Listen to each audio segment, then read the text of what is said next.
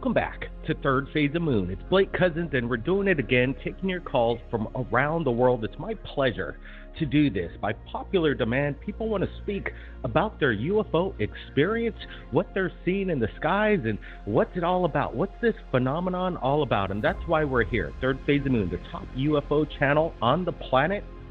It's that time, people.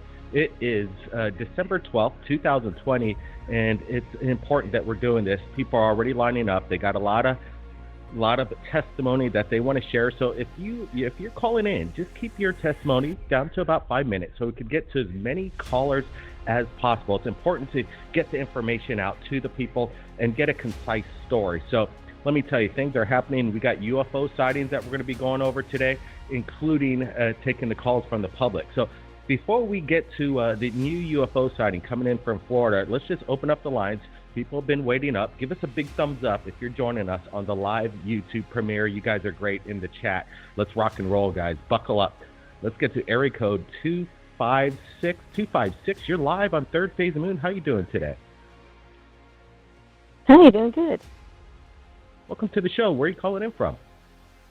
Alabama. Alabama. Well, welcome. What's going on the skies in Alabama? Did you experience anything?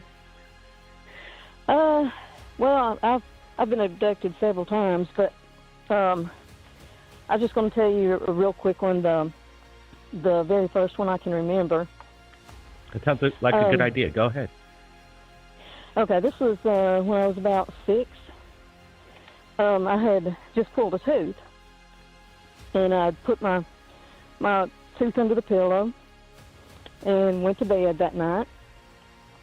Sometime during that night, something woke me up, and I just kind of looked around, and at the foot of my bed was this little short person, and I called it a person back then, and I remembered thinking, well, it has a pink gown on, and my mother's gown was yellow, so I was kind of confused.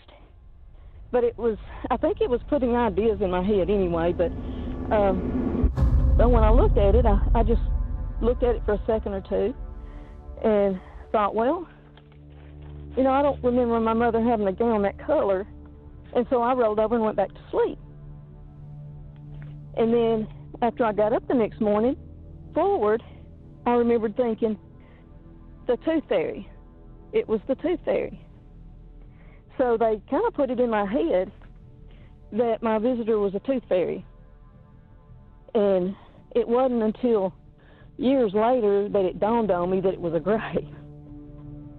I mean, it was a definite gray. But I don't remember going anywhere, but it was in my room at the foot of my bed. So let me ask you this. This is very interesting because these abductions or these encounters with these beings, these grays, it seems like it starts out when you're a child. And I know my brother and I have had our experiences when we're about 3 to 4 years old. These little gray guys in little jumpsuits came and visited us. I don't know if we're taken or not. I really don't recall any of that. But let me ask you, now that you're looking at it back in hindsight, how do you feel about that? Like childhood fairy tales, and now you kind of figure that this might have been a real life encounter, not with the tooth fairy. Well, I mean, I know for a fact it was a gray because I can remember looking at it. Then, for some reason, it never occurred to me that it was a short gray person. I just thought, well, that's odd. I don't remember my mother having a gown that color, but it was odd that it came across as having a nightgown on to begin with. I guess maybe in case I woke up, I don't really know. Well, appreciate you calling in. Several... Let me tell you, it's very brave that when you have these experiences, it's very personal. People, are uncomfortable coming forward with this kind of testimony. But let me tell you, it happens all the time. This is an actual phenomenon that's going on right now around the world. I appreciate you sharing your experience.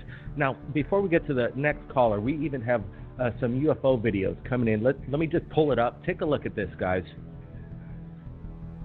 this is coming in from Florida, and it was submitted by John Chatton. He says he may find it interesting because he thought that this possibly could be the Starlink. So as we're looking at this video a little closer, John says he caught this out in front of the pier of the Sunset Grill in Ruskin. He captured it just earlier this week, and he says he's thinking it might be Starlink, but he's not sure. He says they came in and rolled north to south, and it lit up the north as one to the left went dim. He says it's pretty incredible, and I got to agree with John Chatton, and I want to thank John Chatton for sharing this exclusive with us.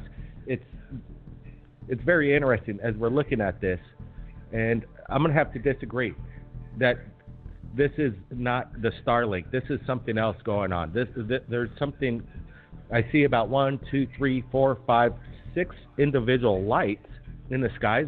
They seem pretty stationary. They don't look like orbs of military flares. They don't. It's just very bizarre what I'm looking at. Anybody over there in the Sunset Grill over there by Ruskin, Florida, noticed this in the skies on December 5th, 2020. I'm rolling it, and I'm going to be supplying the original link to John's YouTube channel so you can take a look at it for yourself. Thanks, John, for sharing this exclusively right here at Third Phase of Moon. I appreciate that so much. Now, guys, I want to get your thoughts. What's going on over there in Florida? Give us a big thumbs up if you're enjoying this live radio show and taking people's calls and sharing the UFO evidence as it comes in. Now, let's get some more callers. They're building up, so it's my pleasure to bring in the next caller, 860. You're live on Third Phase of Moon. How you doing today? Hello? How Welcome you doing? to the show. Where are you calling in from? Connecticut. All right, man. What's going on over there? What's happening in Connecticut? Well, it was a long time ago, but it's an awesome story. I was 15 years old in 1978, and I went to a midget football game with my buddies, and we went to the top of the hill, Churchill Park. So we went to the top of the hill. We sat at a picnic table, and when I was talking to my buddy, he was looking past me. He goes, "Hey, what's that?" So I turned around, my other buddy, and it was a UFO. It was a maybe 30 to 50 feet disc, and I was looking down upon it. And then it was going about 2 miles an hour, maybe 3, and it stopped. When it saw us, it came over to us. It literally stopped and came right over us, right over our heads. I could have tossed a rock at it without any effort. And it had no sound, no wind. It was one piece. It had no cracks, no seals, no windows, no cameras, no markings, and it was like a goldish bronze, and it was polished. And I'm like, if you're going to fly through the air, usually like planes get dirty and stuff like that. When I looked at this thing, it came right over the top of us, and I was fine with it. We're all like, "Oh, what the hell's this? This is great," And next thing you know, some fear came over me, and I said, "Run." So we ran through the woods. We hit a fence of a tennis court, and we covered ourselves up with leaves that were blown up against that fence, and it came right over us again. Now we're peeking through the leaves going, "Oh, my God, what the heck? What the heck's going on," right? And it sat there for a couple of minutes, and then it moved off away from us. So then it went down the cliff. We ran over to the edge of the cliff to watch what it was going to do, and it sat there hovering without a sound, without anything, no noise whatsoever, and it took off, Blake, like it took off so fast it was like a bullet shot into the atmosphere, and it was just the craziest event. But the weirdest part about it is, why did I have fear in this column of light that was shining down on me? But I shouldn't have had fear. I wasn't afraid of it, but all of a sudden fear hit me. So I don't know. It was just crazy. I'm just visualizing your guys' experience as young children, and then you guys are hiding under the leaves, looking up at this thing. It must have been terrifying, not realizing exactly what you're dealing with, something otherworldly. So what do you think it is? What do you think you experienced? Something from another planet, another world? time travelers, maybe just a natural phenomenon? What do you really think in your head what really went on? Well, remember, I saw it from above, so I looked down upon it. So I saw the top of it, I saw the side of it. Then when it flew over me, just like it was like 30 feet above me. I mean, I'm like, what the? Definitely not ours. I would say there's no way. It had no seams in it, no rivets, no windows, no cameras. I'm like, how is it seeing us? So it had to be able to look through the actual structure that surrounded it, And what I thought was when it was sitting there and like hovering, waiting to take off, I know I'm only 5 miles from an airport, right? So I'm figuring, okay, the sweep of the radar going past, it would take like maybe 30 seconds. And I think it was like sensing that and waiting for that sweep to go by, and then it took off so fast the sweep would never catch it on radar. It's crazy, too, as you explain this, because, things that shoot off in the speed of a bullet usually leave a shock, a boom, breaking the sound barrier. But this thing is like totally defying any kind of physics. It's very strange. It's this technology that they have that surrounds the craft that's able to cut through the sky, cut through water, cut through space without any kind of friction whatsoever or creating any kind of sonic boom. Well, the other thing, if there were actual beings in it, right, it had to be inertia canceling because they would have been crushed like a bug. They would have splattered themselves. So either it was AI or they had inertia canceling technology. Because, I mean, Blake, when this thing took off, it was like, oh, my God. And there was some loss of time because when we first saw it, the sun was out. And what I think attracted it to where I was, the lights from the midget football game had turned on. So it wasn't dark yet, but when it left, it was dark. So there was a little bit of missing time there. I can't tell you how much. And I'm not telling you I was abducted whatsoever. But this column of light that shined down from us, it was only only a quarter of the craft was shining a beam of light, and that's it. Just a beam of light. And it was so bright to look at. I actually said to my friends, look, I'm holding my hand over the picnic table, but there's no shadow under my hand. I'm like, why is the light so bright, but yet there's no shadow? So I'm thinking maybe LED technology. I don't even know. It was 1978, no cameras. So frustrating, but I'm telling you, I'm a remote viewer now, and I'm psychic, and I don't know if they gave me those abilities or I just, followed it into that. I don't know. Interesting. Like, people have these encounters, and then their life is changed. They have these abilities sometimes, but what's amazing, going back to this inertia, like if there was some kind of biological entity within this craft, they would have been smashed up against the wall, splatted. But even the components of a metallic kind of craft, if it were to do that and change an angle like this, it would be kind of, if you could imagine crushing a can and crushing it, it would even destroy the craft itself if it did these dramatic maneuvers. It boggles the mind. There's something going on. There's technology that we can't explain, and it's in our skies right now. Is it one of ours? Is it reverse engineered from a military project, a private corporation reverse engineering this? I've spoken to a friend of mine in the FBI, and we had a little argument in regards to suppressed technology. He says, no, there's no such thing as suppressed technology in our government. The president would know everything about it. But then I told him, hey, look, if the president wanted to come into my house and take a look at, let's just supposedly say if I had a UFO that I built, and if I didn't let the president in, it would be I'd be able to keep it a secret from the president unless he had a search warrant.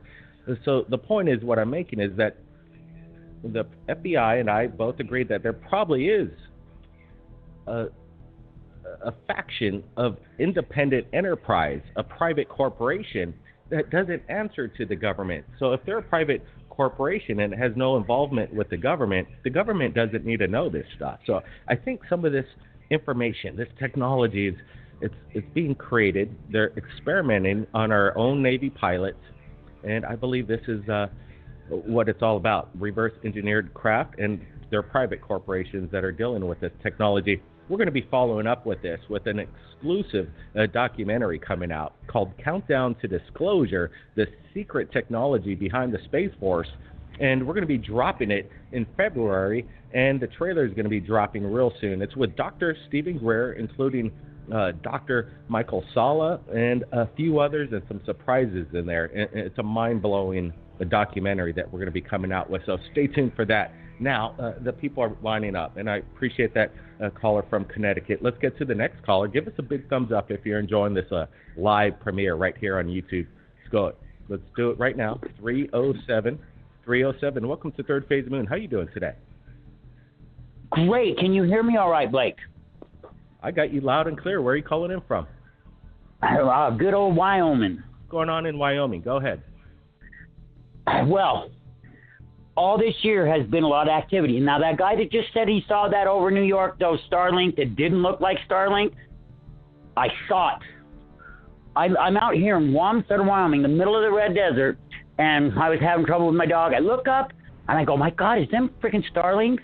No, because there were other lights that are circling around those supposed Starlinks that are in a straight line path, orbital path. You know what I mean?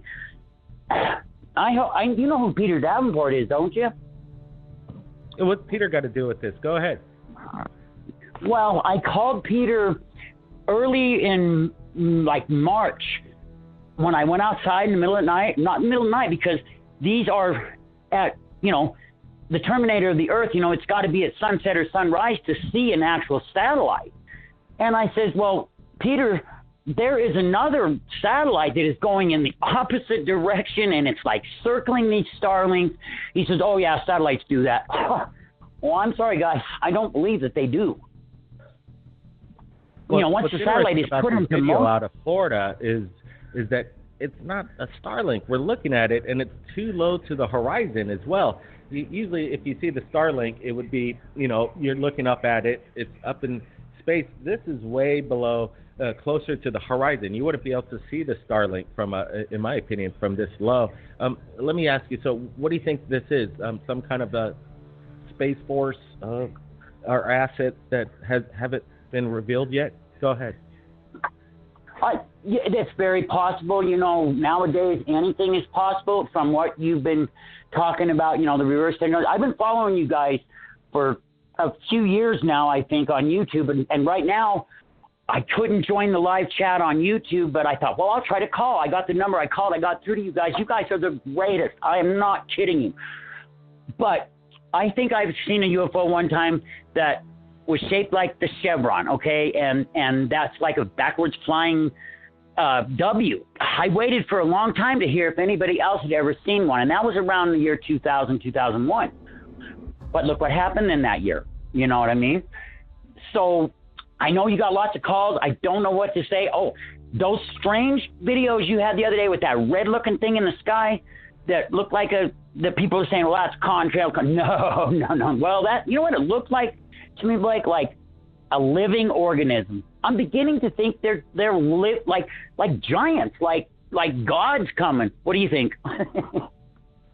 It's a good question, and that's what's great about Third Phase Moon. We've invited the panel, and people have their own opinions on what's being, described in the sky as biological, otherworldly. But again, people have their own opinions, and that's why we brought the team on. Like Richard Doradano said, no, this is an airplane. It's a contrail behind it. But then others, like yourself, totally disagree with them. And in my opinion, we don't exactly know what this is.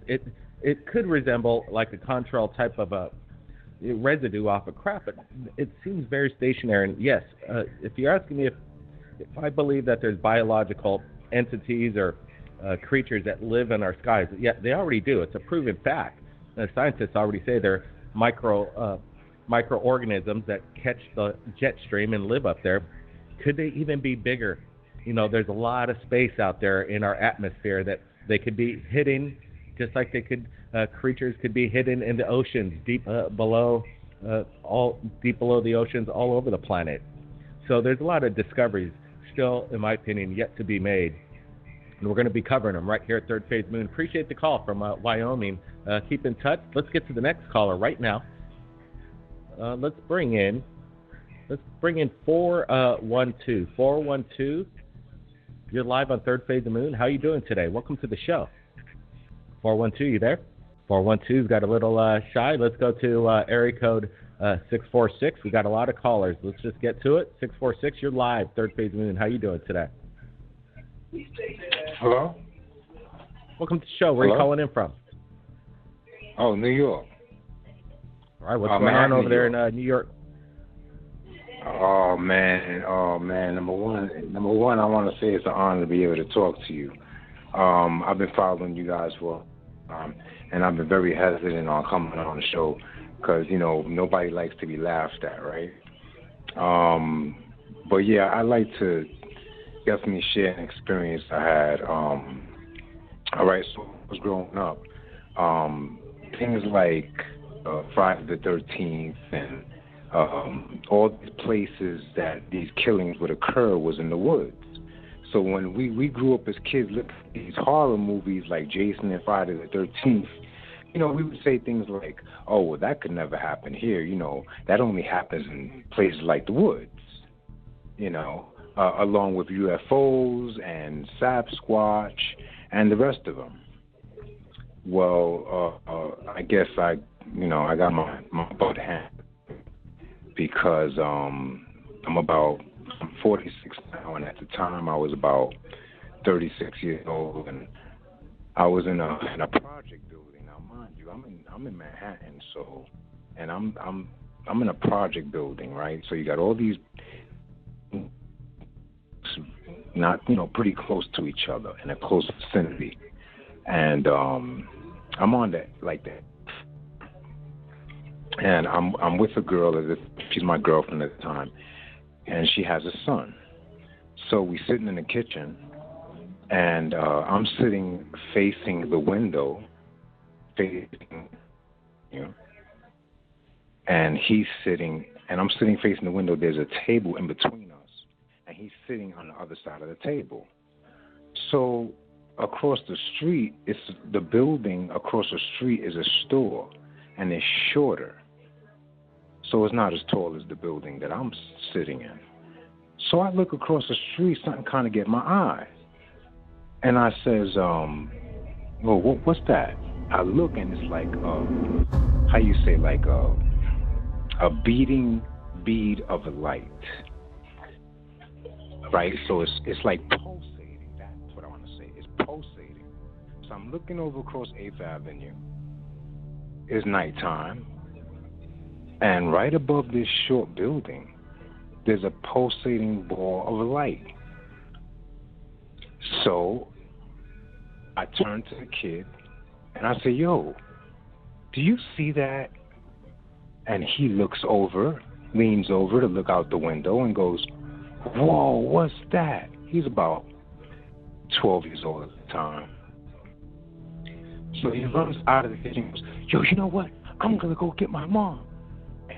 Kitchen. When he runs out the kitchen, may Lord strike me up. When he runs out the kitchen, this ball of light gets bigger and bigger and bigger, and the next thing you know, a beam of light comes through the window, slams me up against the wall, sucks all my oxygen out. I'm in shock. I'm pressed against the wall. I cannot move. My shoulders. I'm trying to, get my shoulders off the wall, and I feel this thing spinning in my stomach, literally, like making long hoops. And within all of this shock, I'm looking down at my stomach like, what the? And for the life of me, I'm 6'3". I'm 200 pounds. Okay, and I couldn't get off this wall for a moment.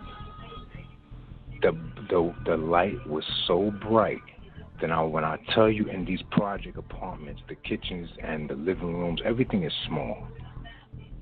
I could not see the stove. I could not see nothing but this bright light. Finally, when the light recedes back out the window, I fall face forward, and I am crying like a baby, hysterically out of control. And the only thing I could do to think of is crawl out, get out. So the door was right next to the kitchen to get out. So I'm on my knees, I'm crawling. Like I'm in a war, I'm crawling. I could barely breathe.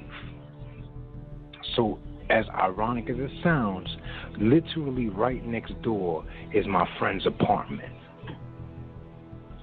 So I'm banging on the door. I'm sobbing. I'm out of control. And I'm banging this on is his interesting. door. This is, it's crazy that you got other multiple people experiencing this. I want to remind you, we got to get to a few callers. So if you could wrap it up, let us know how this ended. You got a couple more minutes. Go ahead. I got you. I get to the door. He opens it. He says, "Yo, what's up? What's going on?" I said, Get me inside. And I told him the exact same thing that occurred. And I said, don't laugh at me. Before I told him, I said, do not laugh at me. He's like, no, I'm not going to laugh at you. Tell me what happened. And I told him what happened.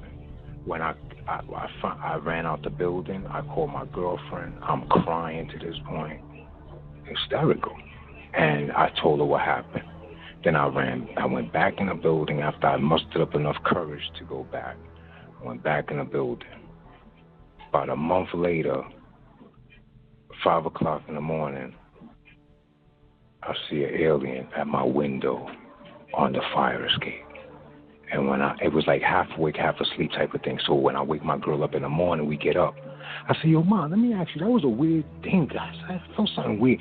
Mom, let me ask you, did you happen to see? And when I said this, she finished my sentence and said, what? A big-headed alien looking through her window this morning?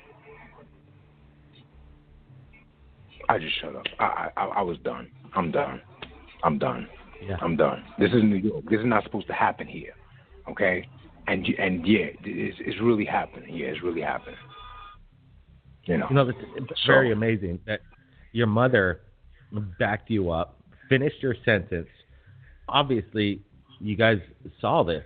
You guys weren't even talking about it until you brought it up.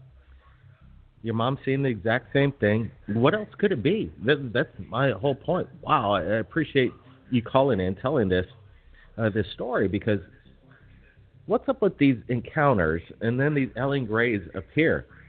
I want to ask you people out there, as you're joining us on this live YouTube premiere, Dr. Greer says that there's no such thing as an alien abduction.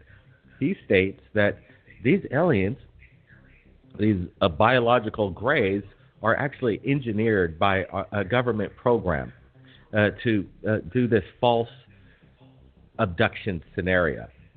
I'm not sure if I buy that one. I respect Dr. Greer on a lot of stuff, even with our documentary coming out with them.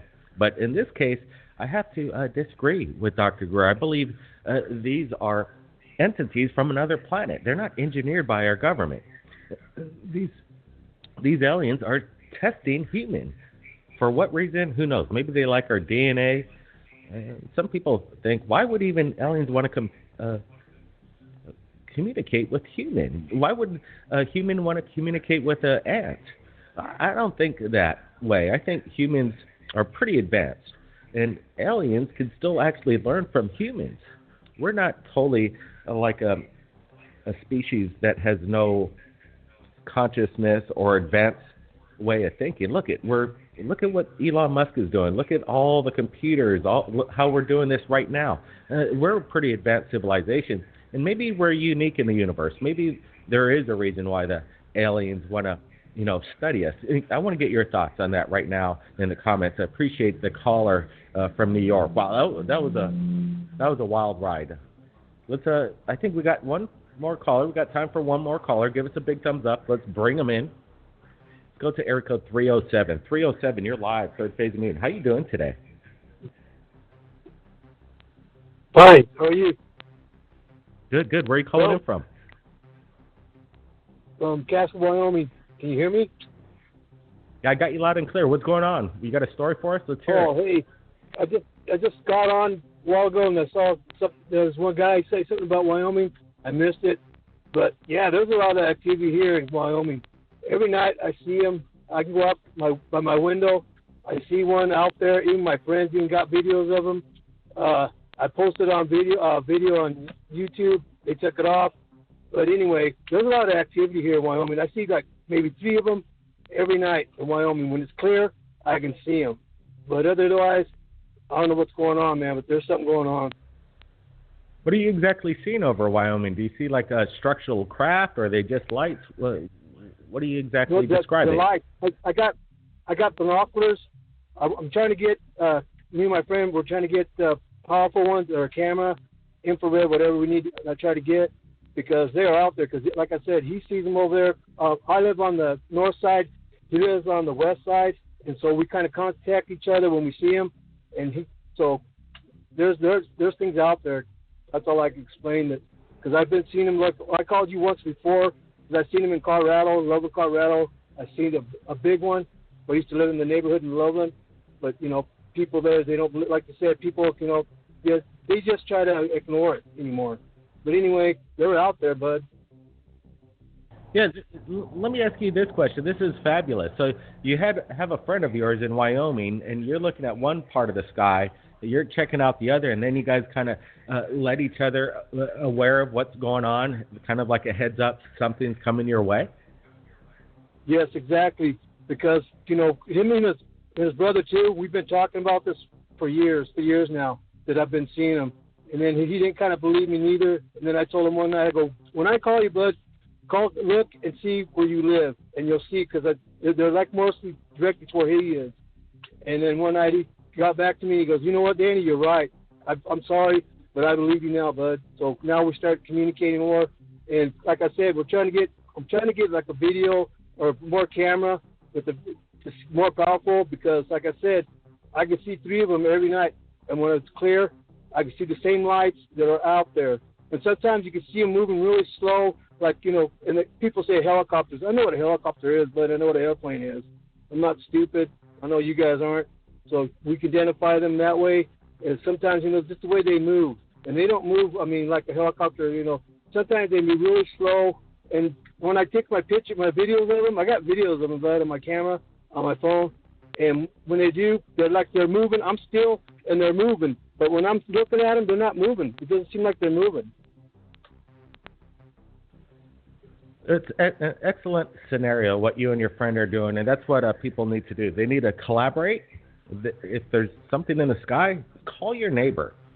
Even if it's a stranger, if you're seeing something in the sky, yell out UFO. Let everybody know around you that something's going on, so other people can start grabbing their cameras and start filming it.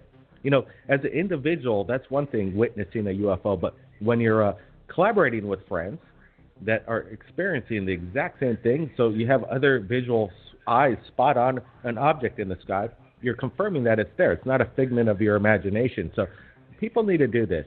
If you're seeing a UFO out in front of your house, in your backyard, yell at the top of your lungs, UFO, UFO, so your whole neighborhood hears you. They go outside and experience this phenomenon that's happening right now.